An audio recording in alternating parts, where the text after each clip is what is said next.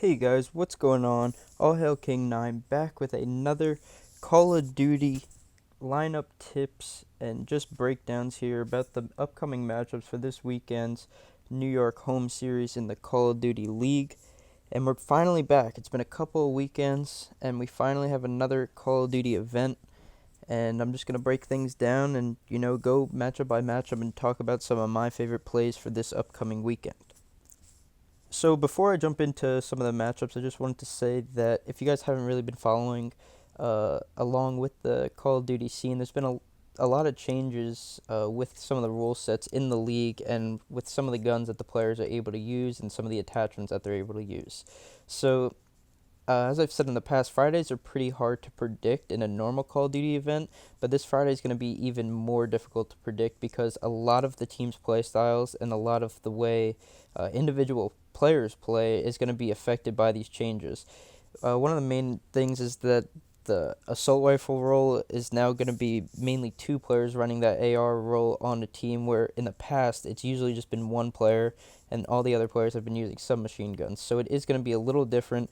We're not really completely sure which players are going to be in that AR role and which ones are going to be kind of a flex position. So we are going to have to see come Friday. So just to say right in the beginning of the video, I myself am going to go a little bit lighter than I normally would if it was a Saturday and I was feeling much more comfortable and more confident in some of these picks, just because there's a lot of uncertainty going on heading into this Friday for the first day of matchups in this New York home series event. So anyway, now we could jump into this first matchup of the day on Friday, which is going to be Toronto versus Paris. Now, Paris looked really, really bad in their last event. It was their home series, and they were awful, to put it lightly. The only player I'd really consider from Paris is Luka, and I'm personally not going to have him in my lineups. I think that the changes could help him out a bit, but I'm I'd like to see how they play on Friday because they were really, really bad in their last event. Now, for Toronto, I think that they looked pretty good in their last event, and I think a big part of that was because of Kleenex. He came in and played very well for them. You can see here, just in his two games played, 99.4 and 123. Very impressive two games. The 123 came against FaZe, which one of the best teams in the league, so I do like Kleenex a lot. I'm actually going to put him in my lineup here for this weekend because I personally just think he was very good, and I think he's a big part of why Toronto could even be um, a competitive team this weekend. I think they will be able to take care of Paris pretty easily, which is why I'm going to take Toronto as my team as well, because if you look here, a lot of the teams are pretty expensive, and I don't really know. I mean, Chicago and London I think should be a good series. Atlanta should beat Los Angeles, but I am going to take Toronto. I think that's pretty good value when they're playing Paris, who just looked really bad, as I said last event, not last weekend. But yeah, I think that Toronto has looked a lot better with Kleenex in their lineup. I think another player, well, Methods is gonna be back. I think he had a rough event the last time out, and that was two events actually. Last event he bounced back a bit. I think he'll be good again because, like I said in the beginning, the AR role is going to be a little bit better for this event, and Methods is one of the best ARs in the game. So I think Methods could be a decent pick. I also like Cammy a lot. He played really well in the last event. You can see here 123 and 106. So I think both those guys are pretty viable plays. I'm personally not going to have them in my lineup though. Now moving on to the next series, we have Chicago versus London Royal Ravens. I think this series is going to be very interesting. Chicago has been one of the top teams in the game this year, but I don't really know how these changes are going to impact them. I think it should impact them for the better, because I'll get into that in a little bit about Arcides being able to play in an AR role.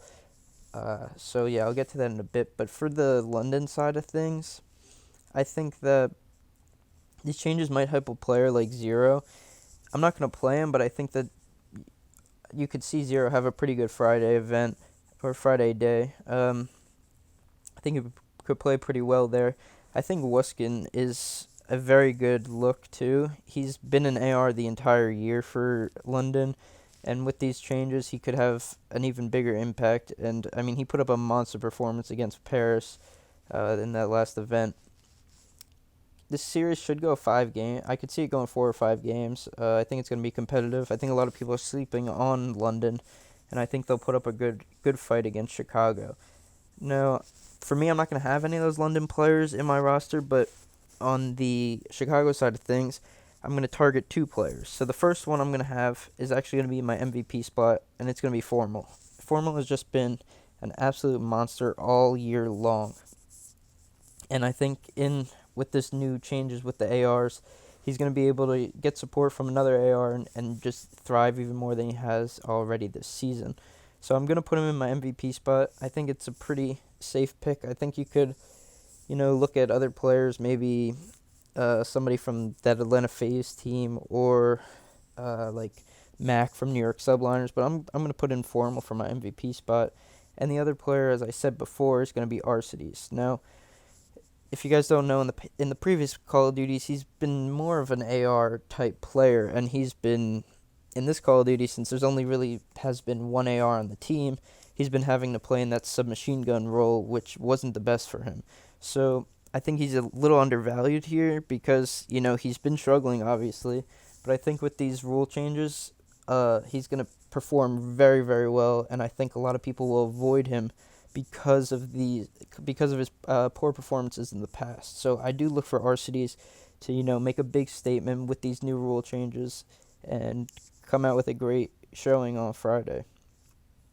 All right, so now we have an interesting one here. We have Los Angeles Guerrillas versus Atlanta FaZe, and these two teams met a couple events ago, and it actually went 5 games. Now FaZe they haven't looked as dominant as they usually have. They've been winning, but they've been winning in close games. So, I could see this. If it went the distance 5 games the last time they met, I don't see why it couldn't happen again. But I do think FaZe is obviously the much better team here.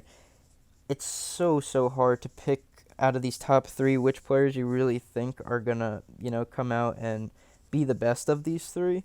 So you really can't go wrong with Simp, Celium, or Abizi. For me, I think I'm gonna put in Abizi because he looked really, really good in the last event. You'd see just absolutely ridiculous numbers he put up in that last one. I think he's gonna be able to carry it over. He's been looking good in the scrims they've been having leading up to this event. I think Abizi's a pretty safe pick for you to have. He's the cheapest out of all 3 of them, and I think he's gonna put up just as many points as Celium or Simp would. No, I think, like I said, either Celium or Simp are still great options. Even for an MVP spot, you could put them. But for me, I'm just going to have Abizi in this spot. And now for the Los Angeles side of things, I'm going to have Blast. Now, since Call of Duty has moved to online, Blast has been absolutely dominating online. He might not have like the biggest numbers, but I'm telling you, this guy is one of the best ARs in the game right now. And with these new rule changes, I know I keep saying it, but I'm looking for these players to get even better because of these rule changes. They've been playing so great already, and I think they're going to get even better. And I think if this is going to be a competitive series, it's going to be largely a part of Blast. He's just been really, really good since they switched to online, so I definitely want to have him in my lineup for this Friday. Now, if we only got one slot left in the lineup, we have $10,000 left. So just gonna go over this last series a little quickly. I'm not really sure what to expect from this. Minnesota looked like a top team when they were playing on LAN, but since Call of Duty's moved to online, they really haven't looked that good. Their 2 top players, obviously Assault and GodRx. You could maybe get a look to either of these 2 players. I think they're both fine options to play. They're just not the safest in my opinion, so I'm going to stay away from that. And I said for the last event, New York's a tough team to try to pick out players for these lineups because they're just so balanced. Zuma and Attach, they are both great submachine gun players, and they put up similar numbers a lot of the time. So I think either of them are pretty good. Zuma's obviously a lot cheaper, so if you want to go with him, I don't think it's too bad of a pick. He's got a little bit of inconsistencies, but I do think he's going to have a solid showing for Friday. But for me, I'm going to stay away from him. I think accuracy is another great option because he's so cheap, inconsistent as well, but he's in that AR slot, and these ARs I think are going to have just a terrific showing this for this whole event because of the recent changes, as I've been saying this whole video. But so like I said, we have 10,000. We could look at all these players. You could throw in a Celium here. I think that's a great option. But I'm gonna go with Mac. Mac has just he's been so good. If you just see here, it's no inconsistencies at all. Only one game, he wasn't in 100. It's just unbelievable. Kid's first year in the Call of Duty pro scene, and he's just been absolutely shredding. So I think this is the lineup that I'm going to go with for FanDuel. Obviously, I'm going to make a couple different ones, just switch things around, but I've really pointed out all my favorite plays, so it's just going to be a mix of all those players that I've talked about. But like I said in the beginning, this Friday's going to be a little weird. There's a lot of new changes. Don't really know what to expect, so we're going to have to see come Friday, and we'll be a lot more comfortable and confident for that next day, being the Saturday. So now I'm going to head over to DraftKings and kind of talk about the same thing and build a lineup on there. Alright, so we're over here on DraftKings. Now I'm not going to go into too much of a, in-depth game-by-game breakdown as I just did going over it on FanDuel. So it is going to be a little bit of similarities, though, here. I do think the pricing is extremely strange on DraftKings. They have Luka as the highest-rated player.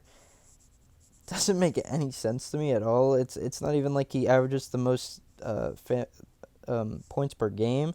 Like, I really don't know what their salary rankings here are. They're very confusing, but it helps us. You could get a lot of versatility here because of the pricing. I mean, you go down here. Wuskin is 7,200. He's one of London's best players. Doesn't really make any sense to me. And you could just get a ton of value. It gives you a lot of, opportunity to mix and match. You could definitely build a lot of interesting lineups here if you want to try to, go cheap on a couple players and then really put in some of those top guys. You could probably fit in like 3 of the top guys with the type of value you could get on here. So, for me, though, for that MVP spot, I'm going to go with Formal once again. I just think that this series has the best chance of going 5 of any of these, and I think if it goes 5, Formal is just going to rack up a ton of points. I think he's going to have a great showing, like I've been saying the entire video. Another great AR, and he should benefit from these recent changes. So, going to put Formal in for that MVP spot. And then a player that I talked about in this, Paris and Toronto, is going to be Kleenex. He's pretty cheap on here as well as he was on FanDuel, and he was great in his debut in the Call of Duty League last weekend. You could see on here, put up 66 against OGLA, but that was a weird series. Won 3 games quickly. OGLA got beaten down, but it's a game like against FaZe where puts up 107 against one of the best teams in the league. I think he's going to have a great showing on Friday as well. Now we move on to the London and Chicago game. Going to have Arcides, as I talked about on FanDuel. He's going to be in that second AR role for this weekend, which is where he can thrive. He's a really great AR player, and he hasn't been able to show that this year since it's usually been 1 AR per team, and that, of course, is Formal.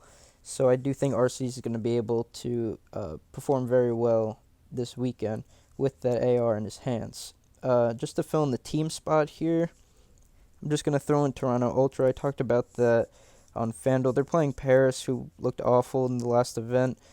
They're one of the cheaper teams here you could get, Toronto being, just for 2,000, and they're going to get you the points. They're going to win the series. They should at least, and I think that's saving you money, and it's also a great value because they're probably going to get all the maximum points they could get. Alright, so we have $18,300 left remaining, and if we're just going to look here, like I was saying before, picking from the FaZe guys, it's just so difficult. You got Celium, Simp, and Abizi. They're all incredible players.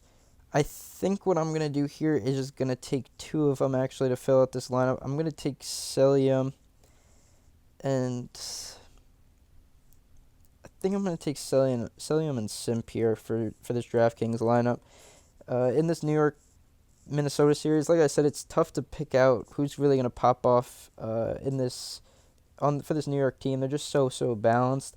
It is interesting to see that Assault is the highest priced player on DraftKings for New York Subliners when he was pretty sure the cheapest New York Subliners player on FanDuel. So that is a little bit of an interesting thing there. Mac is obviously a little bit cheaper than Accuracy, and I think Mac has the highest ceiling on this team. All right, so this is the lineup I'm going to go with for most of the tournaments. Like I always do, I'm going to mix and match and build some other lineups as well, but using the players that I talked about throughout this video. And like I said in the beginning of this video, I would go a little bit lighter. I recommend going a little bit lighter for this Friday because I think it's going to be very weird. There's a lot of new changes, a lot of uncertainty, and I think that once we get to see how the games play out on Friday, we'll be a lot more comfortable and confident, come Saturday, and we'll be able to have a little bit more knowledge about what these rule changes are going to look like and how it's going to affect these players. So I wish you guys the best of luck for this Friday, and I'll catch you guys in the next video. Please subscribe, comment any feedback, anything like that. But subscribe for more Call of Duty content in the future, and I thank you guys for watching. Catch you guys in the next one.